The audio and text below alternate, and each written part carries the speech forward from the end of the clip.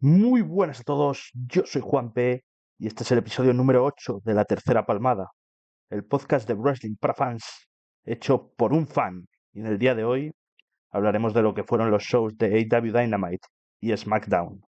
AEW volvía una semana más a nuestras pantallas con un nuevo episodio de Dynamite y lo hacía en un momento bastante clave. Estamos ya a tan solo una semana del Pay-Per-View Dynasty, así que este show tenía una misión bastante clara: terminar de perfilar, de cerrar y de darle ese último empujón a las historias que van a desembocar en el evento.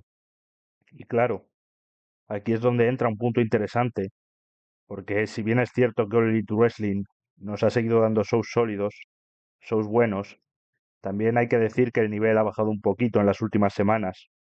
Pero ojo, y esto es importante decirlo, es completamente normal. Al final no puedes pretender tener shows de nivel altísimo absolutamente todas las semanas. Es insostenible. Y aún así, incluso en semanas más tranquilas, AEW sigue manteniendo un nivel bastante alto comparado con lo que suele ser el estándar. Así que con este contexto sobre la mesa, con Dynasty a la vuelta de la esquina y cierta bajada de intensidad pero sin perder calidad, vamos a ver qué nos ofreció Dynamite esta semana y sobre todo vamos a analizarlo en la primera parte de este podcast. Con respecto a la marca azul de WWE, SmackDown volvía otra semana más a nuestras pantallas y lo hacía con bastante escepticismo alrededor, porque hay que decirlo claro, venimos de varias semanas bastante pobres. Y sí, es verdad que Raw está tomando decisiones muy aleatorias últimamente, pero al menos te ofrece shows cumplidores, shows que, aunque cueste un poco, se dejan ver, pero es que lo de SmackDown, madre mía, la sensación en las últimas semanas ha sido bastante dura. Shows planos, poco interesantes, sin una dirección clara. Así que la gran pregunta para este episodio es bastante sencilla. ¿Han cambiado algo o seguimos en las mismas? Y sinceramente no pinta nada bien. Lo analizaremos en la segunda parte de este episodio.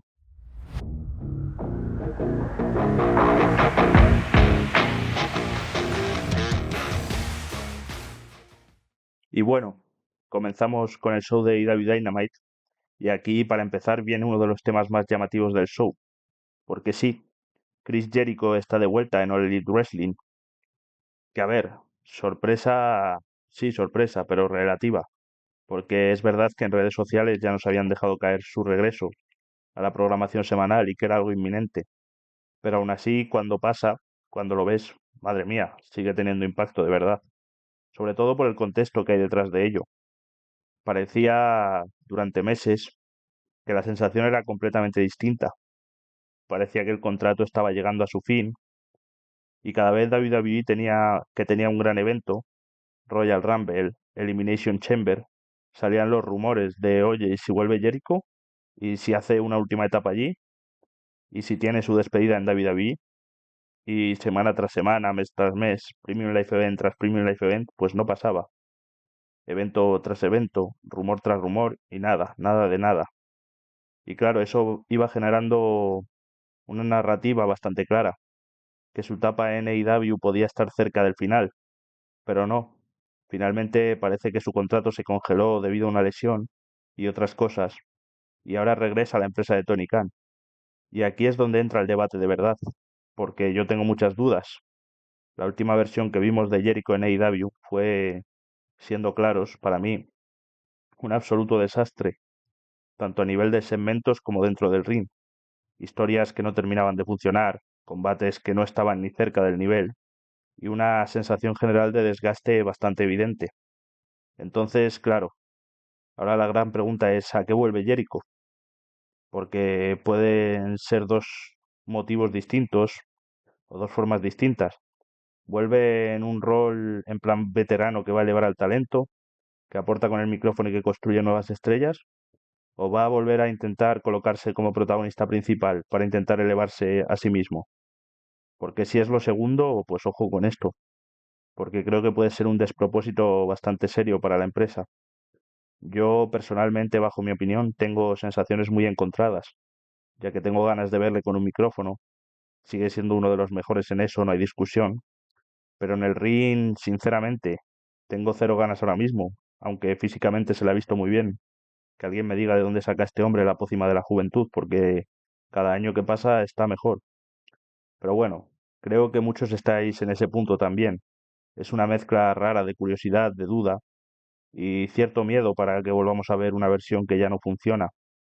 Así que de momento, pues toca esperar, ver qué dirección toma esto, qué rol le dan y si All Elite Wrestling ha aprendido de lo que no funcionó en su última etapa, porque dependiendo de esto puede ser algo interesante o algo que de verdad se haga muy cuesta arriba. Y nos metemos ya en acción directa porque AEW decidió abrir el show con un combate bastante potente de Demand contra Kenny Omega, Brody King y Jungle Jack Perry.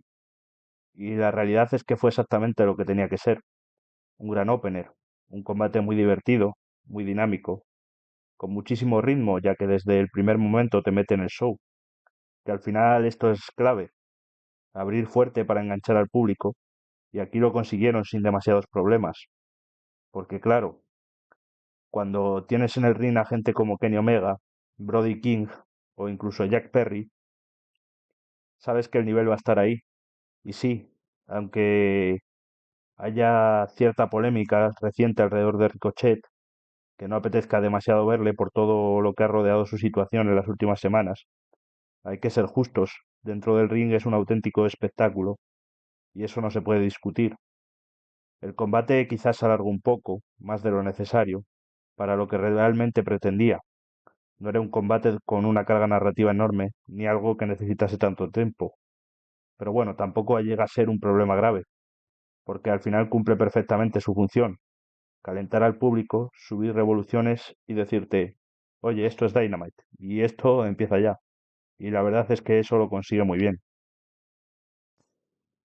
Después del combate, cambiamos completamente de registro y nos vamos al backstage, donde aparece René Paquette entrevistando, o intentando entrevistar, mejor dicho, porque en ese momento irrumpen Cope y Christian Cage. Y ojo con esto porque vienen ya con una silla en la mano, es decir, mala señal.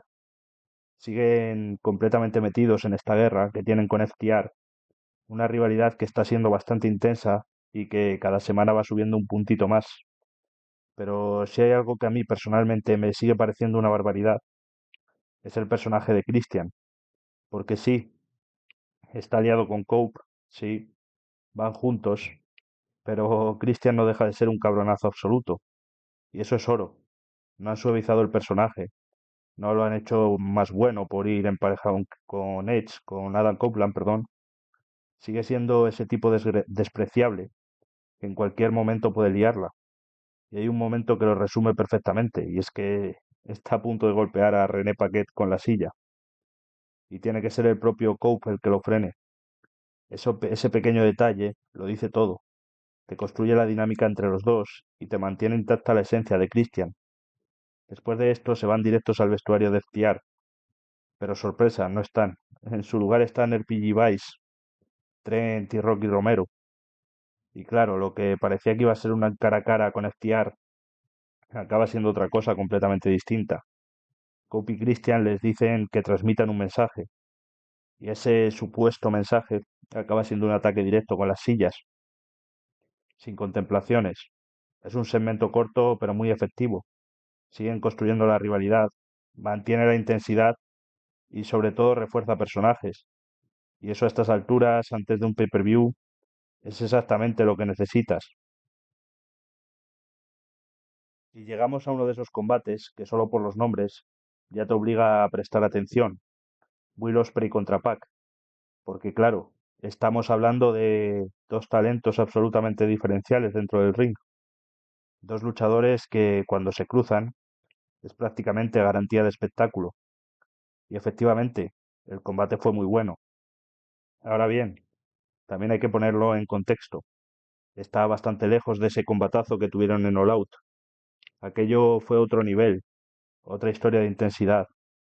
Pero eso no significa que esto sea malo, ni mucho menos.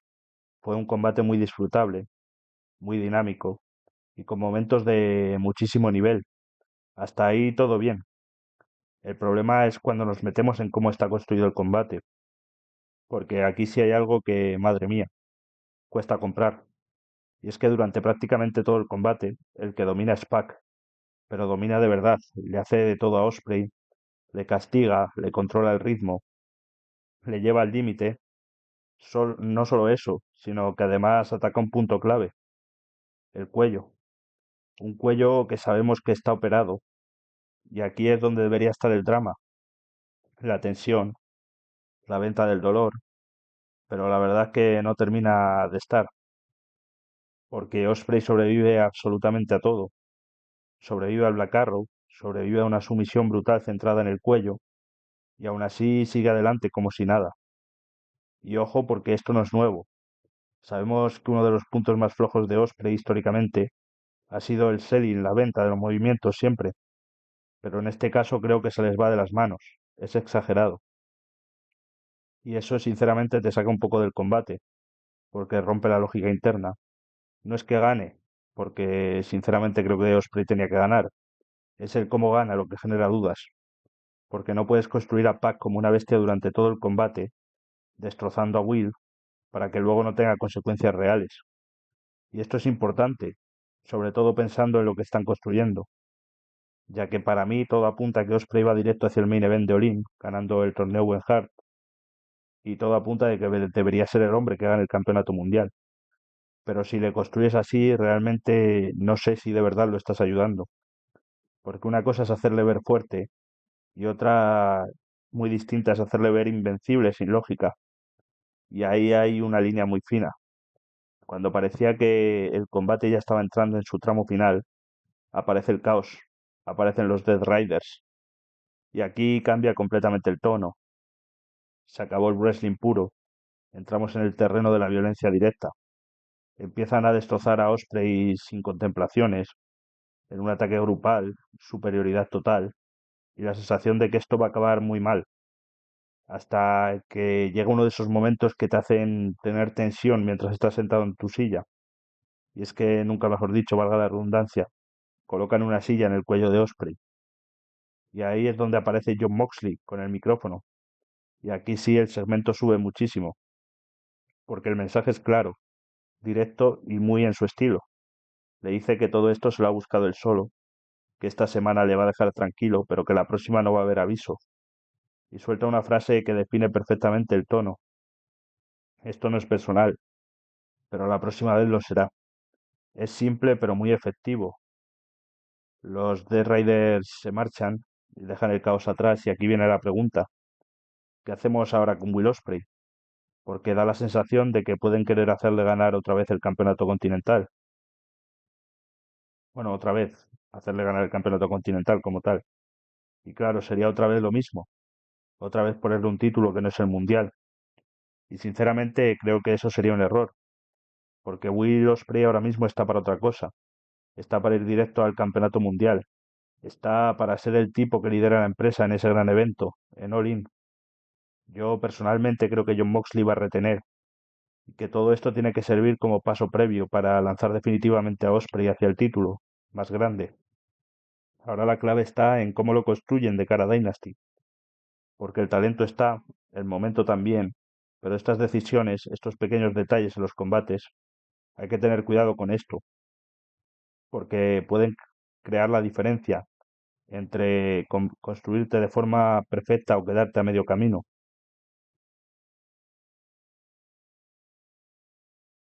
Y ahora toca hablar probablemente del mayor problema recurrente de All Elite Wrestling semana tras semana, la división femenina. Y esto ya no es algo puntual, no es algo de este show concreto, es una sensación que se arrastra desde hace muchísimo tiempo, y aunque hay pequeños avances sigue quedándose corta, muy corta. En este Dynamite sí que es verdad que tuvieron algo más de presencia, se nota un pequeño intento de darles más espacio, de conectar historias, pero aún así la sensación final sigue siendo la misma, insuficiente. Y claro, pues al fin y al cabo eso pesa. Tuvimos la campeona TBS dando una promo en backstage, Willow Nightingale hablando sobre ese reto abierto que vimos en Collision, que no vamos a analizar en detalle, pero que dejó cositas interesantes, sobre todo por un nombre que siempre suma, el regreso de Hikaru Shida, y aquí ya empezamos a ver algo más de movimiento, algo más de vida dentro de la división, que falta le hace.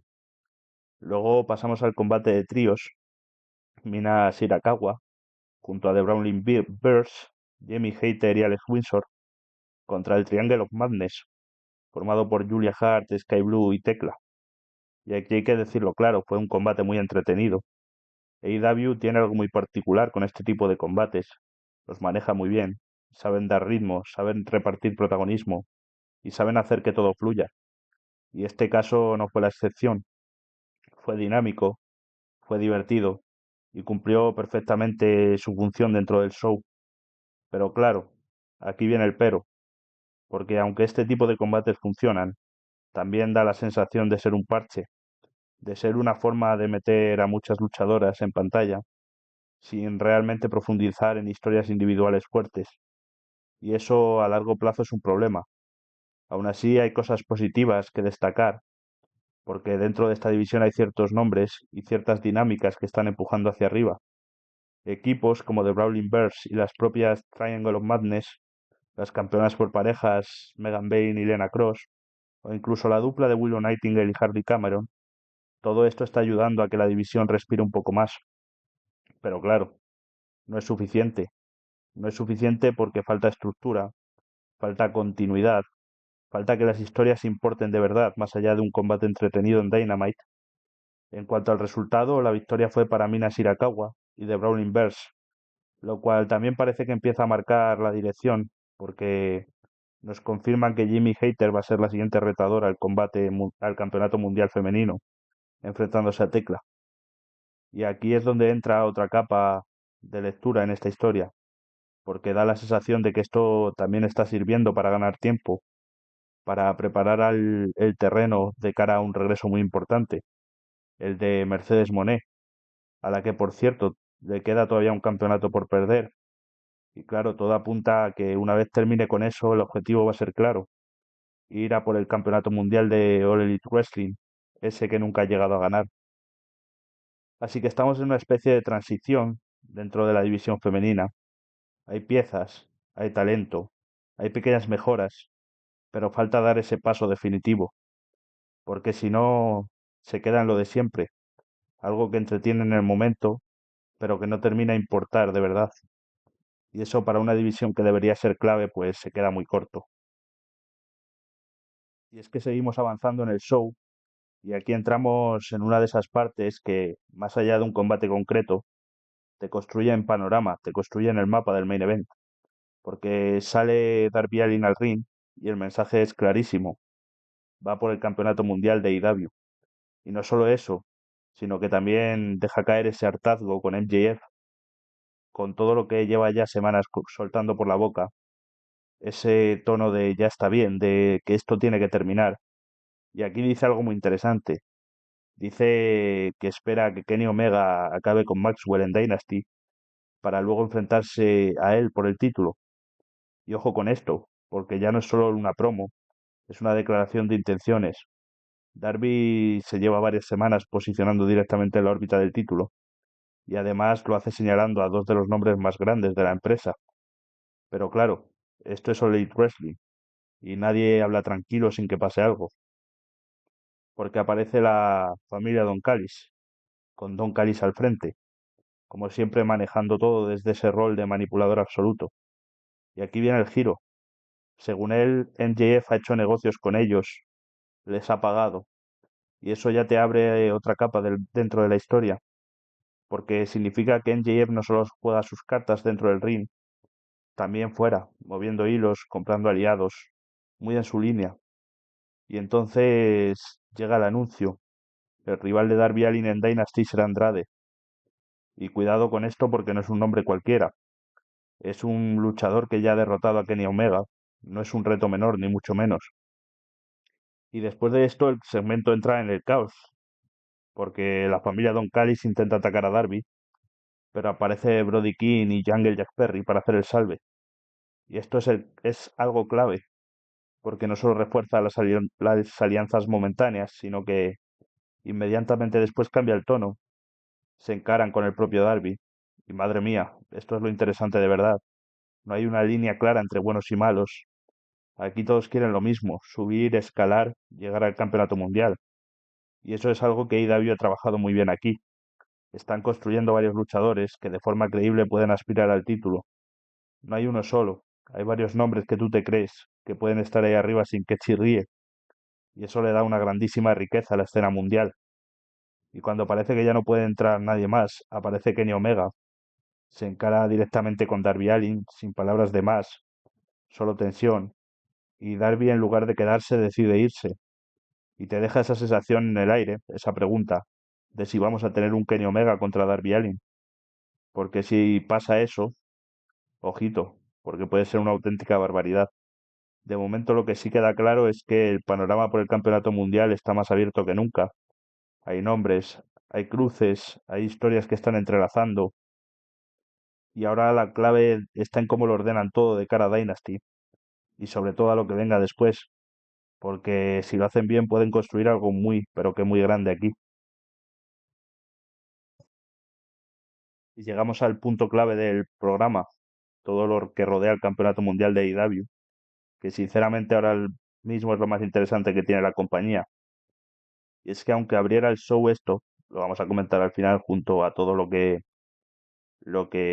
va por este título, porque al ser lo más importante creo que es el momento adecuado. Y es que durante el show, el primer segmento de hecho después de lo de Jericho, tuvimos la firma de contrato para el main event de Dynasty, ese combate entre Kenny Omega y MJF. Y aunque fue un segmento muy directo, dejó bastante. Ambos firman rápido, sin rodeos, nada de alargar artificialmente el momento, y a partir de ahí lo que importa, el cara a cara con el micrófono. Y aquí se nota el contraste de estilos. Por un lado, Kenny Omega tira de emoción, juega con el público, conecta con la gente, y claro, está en Canadá, está en casa, tiene al público en el bolsillo desde el primer segundo, y utiliza eso para reforzar su figura, su historia, su regreso. Y luego está en JF, porque madre mía, en JF, lo suyo es todo lo contrario, no busca la emoción, busca incomodar y busca hacer daño, y lo hace.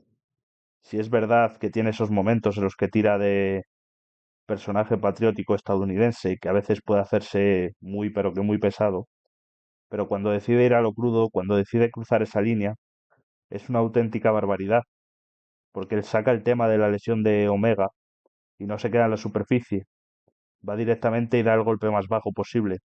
Llega a decirle que debería haberse muerto por esa enfermedad. Es durísimo. Y aquí es donde ves por qué MJF está en otro nivel como Hill, porque no es solo lo que dice y cómo lo dice, es cuando lo dice y el impacto que genera. La tensión sube, se encara, y cuando parece que esto va a acabar a golpes aparece Speedball Mike Bailey. Y aquí viene otra de las sorpresas más agradables del show, porque Bailey no solo entra a separar, entra con algo que decir, y lo dice muy bien aquí Speedball Mike Bailey, la verdad. Se encara con MJF y le desmonta el discurso de una. Le acusa directamente de actuar así por miedo, de saber perfectamente que Kenny Omega es una leyenda, y de que toda esa imagen de superioridad que vende solo existe en su cabeza. Pero a lo mejor llega con una frase que, ojo con esto porque a mí me parece demoledora. Y es que le dice que sin Kenny Omega no habría All Elite Wrestling y sin All Elite Wrestling no existiría MJF. Y es que es de esas frases que te estructuran una rivalidad en una sola línea. Le da contexto, le da historia y eleva automáticamente el combate. A partir de ahí Omega provoca y MJF acepta un combate contra Mike Bailey esa misma noche. Y aquí es donde All Elite Wrestling toma una decisión que sinceramente me parece muy inteligente, porque meten a un héroe local, canadiense como Mike Bailey, como entra el gran villano en GF en el main event de la noche. Y esto más allá de la historia es puro entendimiento del público. Le das a la gente a alguien a quien apoyar, a alguien cercano, y lo enfrentas al hombre más odiado de la empresa. Es la fórmula clásica, pero cuando está bien ejecutada funciona siempre. Y el combate responde. Es un muy buen main event para cerrar el show, dinámico, con ritmo y con el público metido, y que te sirve para varias cosas a la vez. Por un lado, para reafirmar lo buenísimo que es Mike Bailey dentro del ring, porque si alguien tiene dudas, aquí queda claro que está más que preparado para este tipo de escenarios.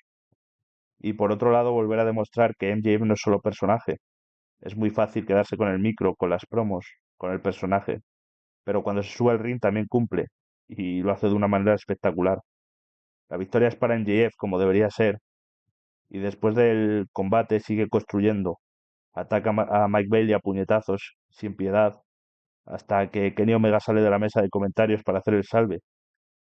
MJF se retira, no hay contacto final, y esto también es importante. Con todo esto, la sensación es muy clara.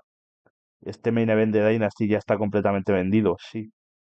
Queda una semana, y sí, pueden añadir cosas, pero realmente no hace falta mucho más.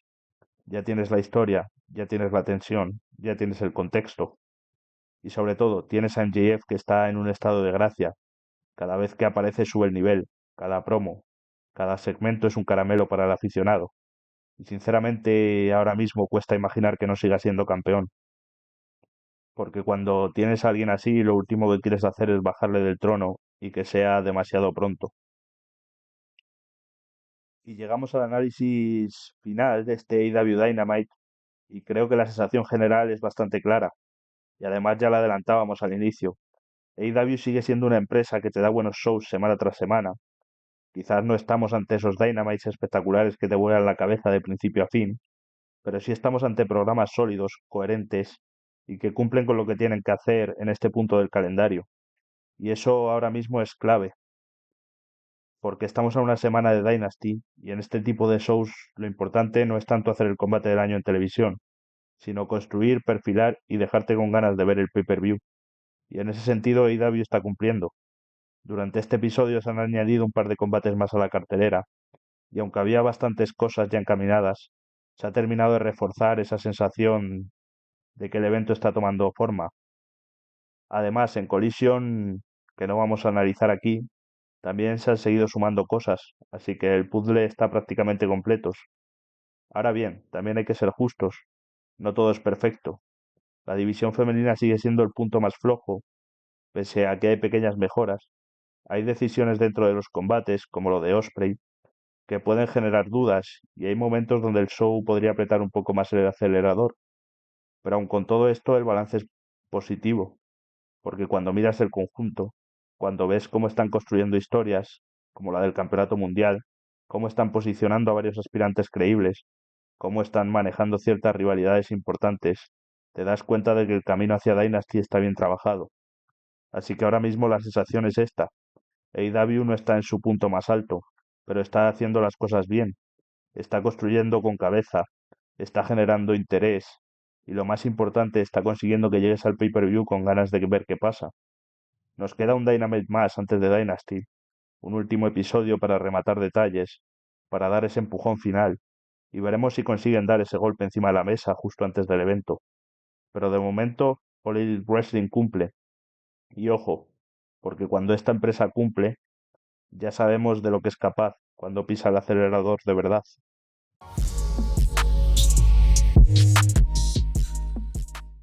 Y es que SmackDown no tarda ni un segundo en meterse en problemas.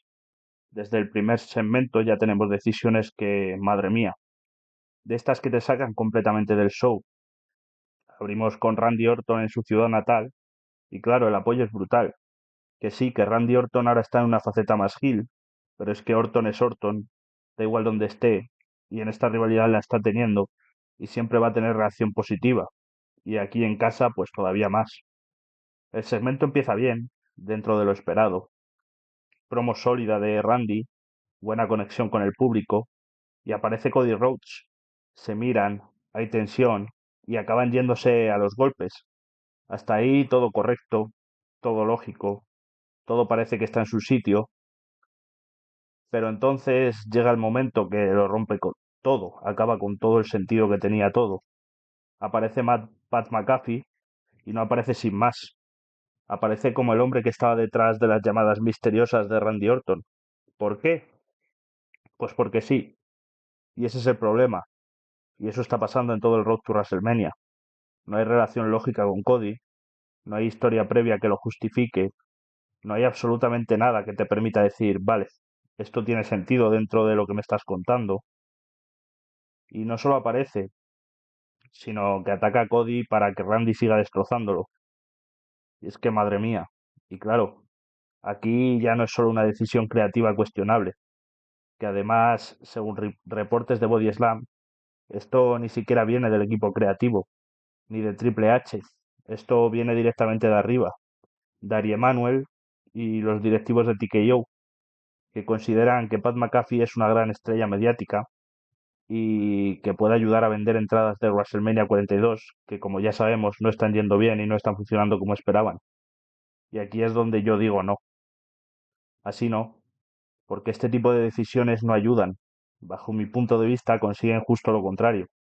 Rompen las historias, rompen la coherencia y hacen que el producto se sienta más improvisado de lo que ya parece.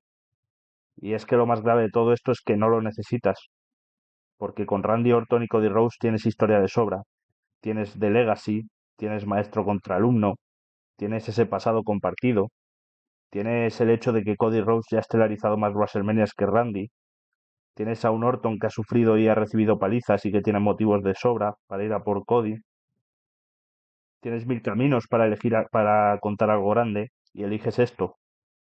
Y al final lo que genera es frustración, porque semanas tras semanas ves decisiones aleatorias, las direcciones que cambian sin sentido, y llega un punto en el que te planteas si merece la pena seguir el producto semanal, porque da la sensación que con ver el Premium Live Event pues ya es suficiente, y eso es muy peligroso, porque el aficionado desconecta. Y yo sinceramente entiendo perfectamente a cualquiera que esté en este punto. Y ya para rematar ese toque de humor, luego salió un vídeo de Pat McAfee diciendo que si Orton no ganaba el título, no vuelve a WWE. Pues mira, te digo una cosa, no quería que pasara esto, pero ahora mismo me estás casi haciendo querer que gane Cody. No, hablando en serio, es que es lamentable cómo están gestionando todo esto. Y lo peor no es que sea una mala decisión puntual, es que es otra más en una lista que cada vez empieza a ser demasiado larga e insostenible. Y si pensabas que lo de antes era difícil de entender, pues bueno, pasamos a otra de estas historias que sinceramente cuesta entender y defender, mires por donde la mires. Rhea Ripley contra Jade Cargill por el campeonato femenino. Y lo digo claro, como lo llevo diciendo todas las semanas, es un sinsentido desde su propia base y su propia estructuración. No es algo que haya descarrilado con el tiempo, y es que nace mal, porque lo llevamos diciendo semanas. Desde el momento en el que metes a Michin y a Bifab junto a Jade Cargill, la historia pierde la coherencia por completo. No encaja, no fluye, no hay lógica detrás. En cuanto al combate que tuvimos en este show, fue Rhea Ripley contra Michin. Un combate correcto, sin más, cumplidor para televisión semanal, sin grandes alardes pero tampoco desastroso. Hace su función y ya está. Rhea termina llevándose la victoria por rendición, reafirmando su dominio. Hasta ahí todo dentro de lo esperable. Pero claro, el problema no está en el combate, está en lo que viene después, porque tras la victoria aparecen Bifaf y Michin nuevamente para atacar a Rhea Ripley. Y aquí es donde entra esa sensación de déjà vu constante, de que esto ya lo hemos visto más de una vez, porque parecía que íbamos otra vez al mismo final de siempre, Jade Cargill entrando, aplicando su finisher y dejando a Rhea tirada para seguir construyendo la rivalidad. Lo de cada semana, vamos, pero no. En esta ocasión aparece Io Sky para hacer el salve, y claro, aquí es donde todo explota, porque más allá de lo que pueda pasar entre Rhea y Jake, que sinceramente no creo que pase mucho, la gran pregunta es otra. ¿Qué están haciendo con Io Sky? Porque ahora mismo está en todos lados y en ninguno a la vez. Está con Raquel Rodríguez, está con Asuka, está con Kairi Sane y sus problemas. Ahora también aparece aquí metiéndose en esta rivalidad. Y es que es una auténtica amalgama de historias. Y el problema es que no se están centrando en ninguna. Y esto ya no es solo una crítica al apartado creativo. Es una preocupación de cara a lo importante, WrestleMania. Porque estás a las puertas del evento más grande del año. E Io Sky no tiene una dirección clara. Y eso es peligrosísimo. Porque puedes acabar con una luchadora de su nivel completamente perdida en la cartelera, o peor aún, fuera de algo relevante o del propio evento. Y sinceramente creo que aquí la solución era bastante evidente. Céntrate en su historia con Asuka y Kairi Sane. Tienes ahí algo con peso, con historia, con sentido dentro del universo de WWE. Construye desde ahí y hazlo hacia WrestleMania. Pero no, en lugar de eso la metes en mil cosas a la vez. y al final corres el riesgo de que ninguna llegue a buen puerto. Así que más allá del combate, más allá del desastre, del ataque y del caos, la sensación que dejan estos segmentos es clara: desorden, aleatoriedad, sinsentidos, falta de dirección y una oportunidad que se puede estar escapando con una de las mejores luchadoras de la empresa. Y ojo con esto, porque si no lo corrigen a tiempo, puede llegar a WrestleMania con Io Sky completamente perdida. Y eso sí que sería un problema serio. Seguimos con el show y llegamos a otra de esas historias que no arrancan. Primero vemos a Matt Cardona en la sala del médico recibiendo el alta.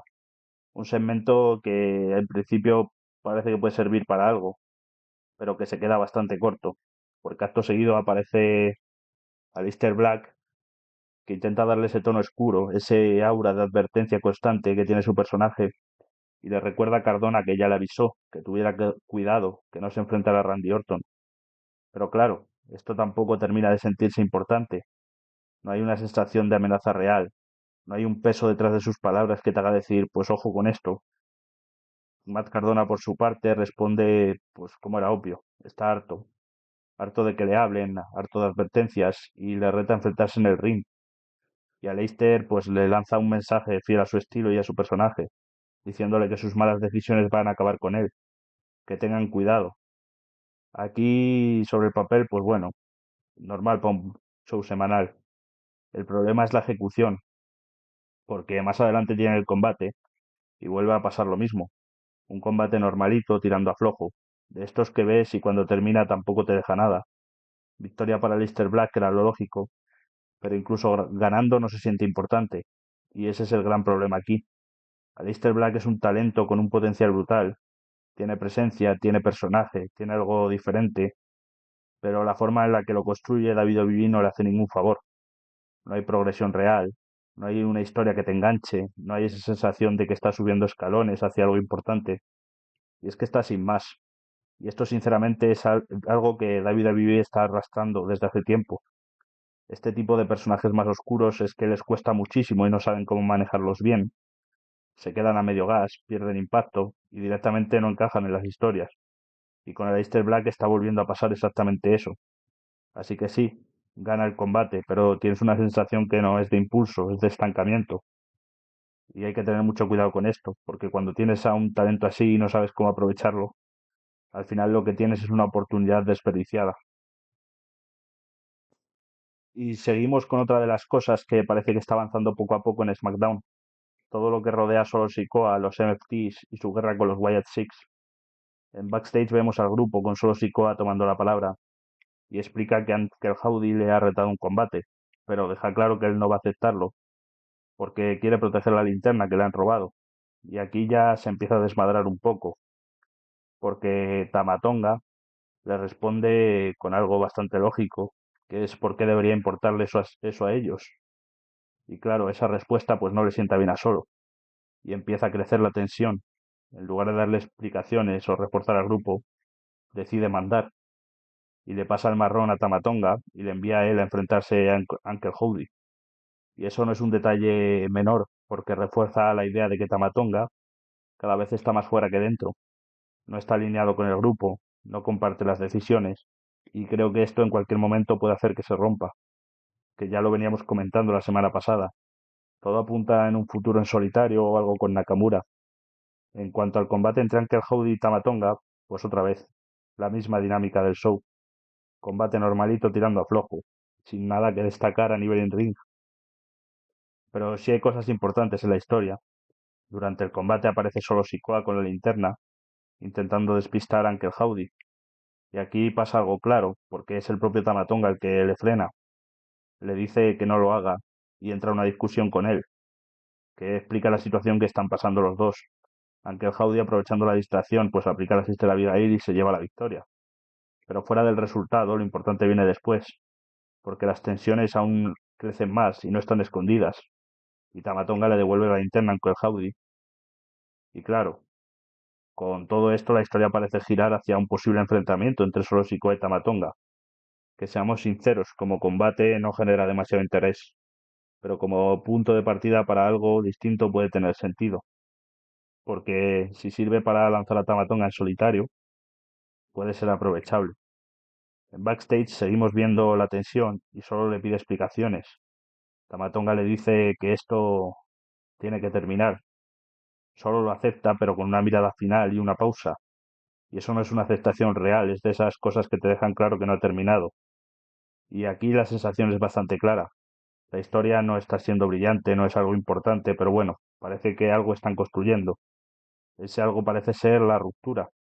Ahora la clave es cómo lo ejecutan, porque será una historia que pase sin pena ni gloria, pero puede ser el inicio de algo interesante para que tengan un comodín, como puede ser Tamatonga si realmente apuestan por él.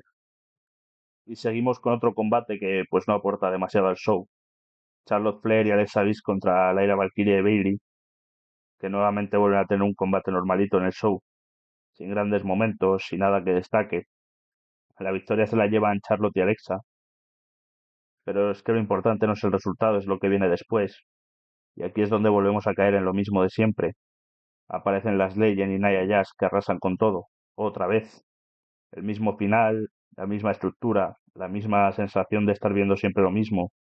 Y para rematar ni siquiera aparecen las velas esta semana. Y llega un punto en el que esto ya no genera nada, ni sorpresas, ni interés, ni ganas de ver más. De hecho, casi prefiero que no aparezcan antes de seguir viendo exactamente lo mismo cada semana, porque es que ya está todo vendido, no hay evolución, no hay giro, no hay nada nuevo que rascar aquí más que minutos de televisión, así que poco más que añadir, un segmento completamente plano que no suma absolutamente nada al show. Tras esto llegamos a otro de los momentos del show que, bueno, pues poca cosa. En backstage vemos a Kid Wilson con The Miz y aquí ya empieza raro, porque Kid Wilson habla de que la maldición de Danhausen le está afectando.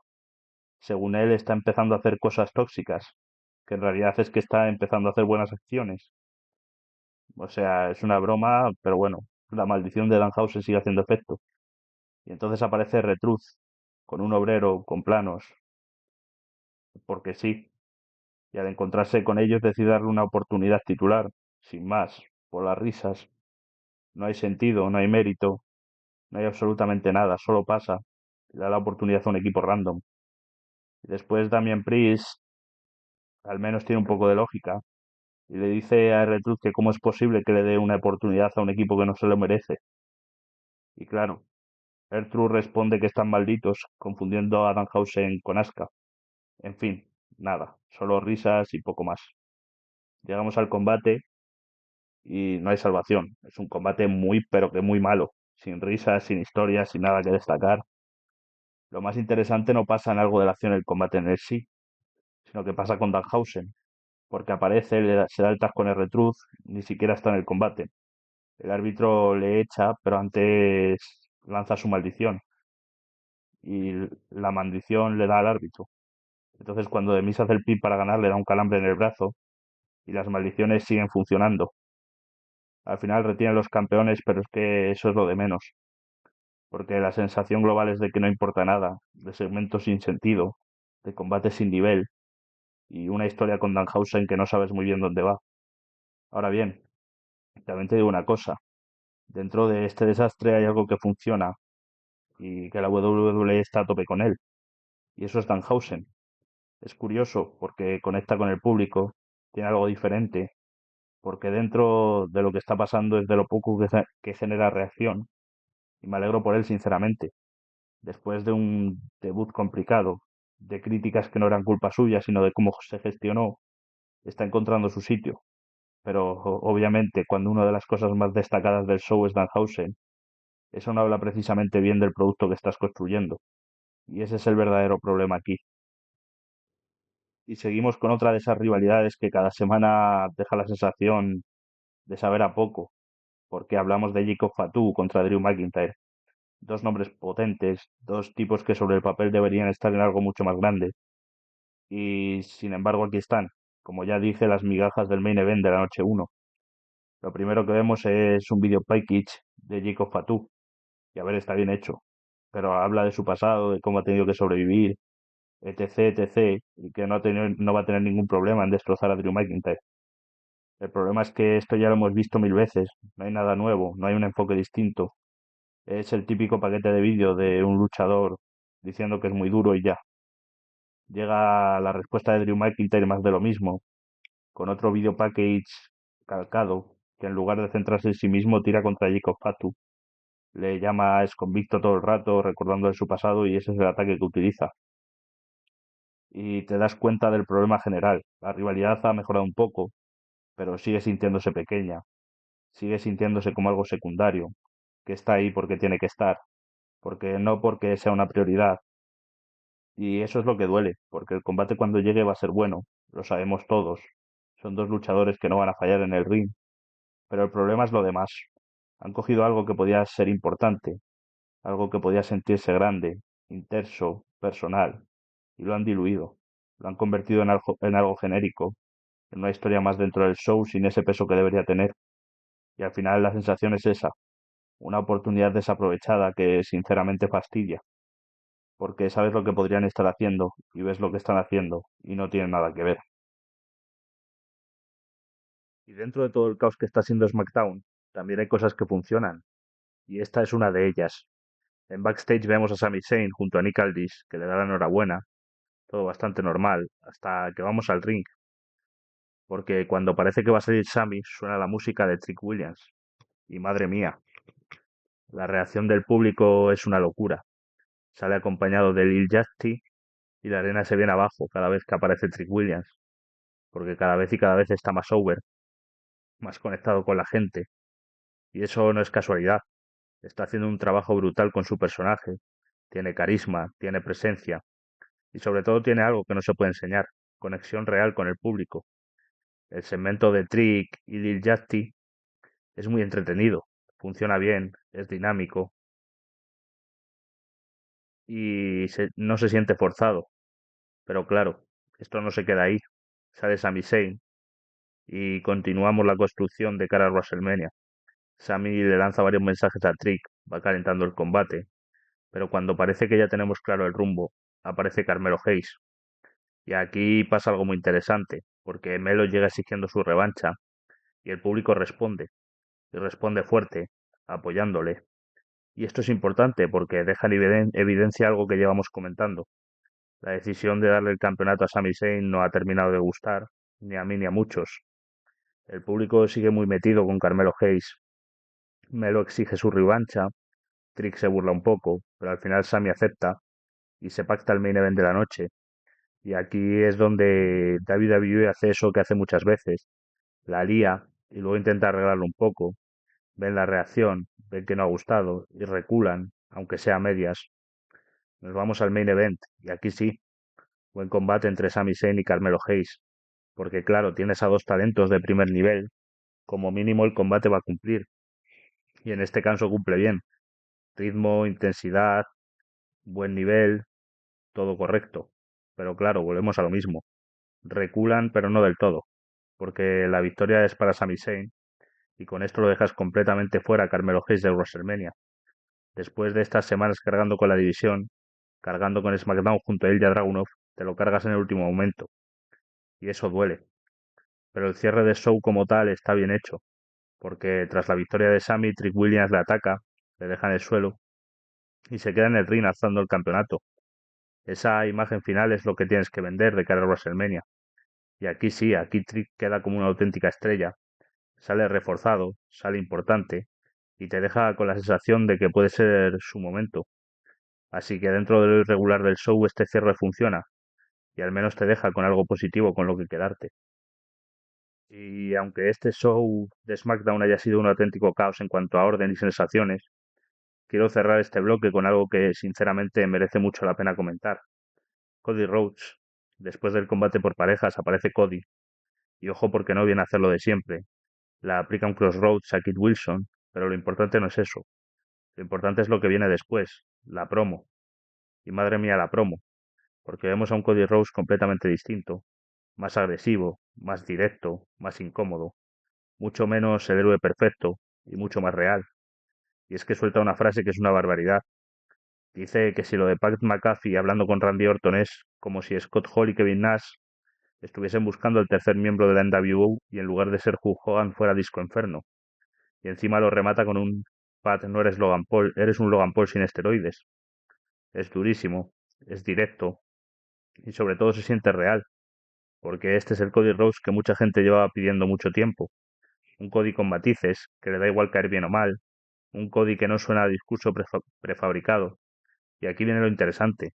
Según lo que ha salido en PW Insider, esta promo no estaba planeada, sino que los directivos querían que saliera que la diera, y que ha sido una crítica real a la decisión de TKO de meter a Pat McAfee en la rivalidad con Orton y durante muchos momentos meterse en los planes. Si esto es verdad, ojo, porque ya no estamos hablando de storyline, estamos hablando de cosas que se están escapando del guión, de decisiones de arriba que no convencen ni siquiera dentro de la propia empresa. Y eso sí es interesante de verdad, porque cuando la realidad se mezcla con la ficción, es cuando el wrestling se pone más peligroso y también más atractivo, pero cuando puede traer también más problemas. Y llegamos al análisis final de SmackDown, aunque sinceramente poco análisis nuevo se puede hacer a estas alturas, porque la realidad es que todo sigue exactamente igual. SmackDown no levanta cabeza, semana tras semana repite los mismos errores, las mismas decisiones sin sentido, las mismas historias mal construidas, y lo peor de todo es que no hay sensación de mejora, no es un mal día puntual, es una tendencia. Y claro, cuando ya vienes de un show anterior que fue catalogado como uno de los peores desde hace mucho tiempo y haces esto, madre mía, porque este episodio entra perfectamente en esa conversación. Uno de los peores shows del año y se ha colado entre los peor valorados de los últimos tiempos e incluso de la historia. Y eso no es una exageración, es lo que transmite el producto ahora mismo. Y lo más preocupante no es solo la calidad, es el momento. Estamos en la parte más importante del año, camino a WrestleMania, donde todo debería estar en un punto más alto, donde las historias deberían enganchar, donde cada segmento debería importar, y en lugar de eso tenemos un show caótico, sin rumbo, y muchas veces da la sensación de que no merece la pena seguirlo semana a semana. Y eso es lo realmente grave, porque cuando el aficionado siente que con ver el Premium Live Event le basta, algo estás haciendo mal. Así que hay poco más hay que añadir. SmackDown ahora mismo es un desastre. Y lo peor de todo es que no parece que vaya a cambiar pronto. Y estos fueron los shows de AEW Dynamite y SmackDown y el octavo episodio de La Tercera Palmada, el podcast para fans hecho por un fan. Nos vemos en la próxima.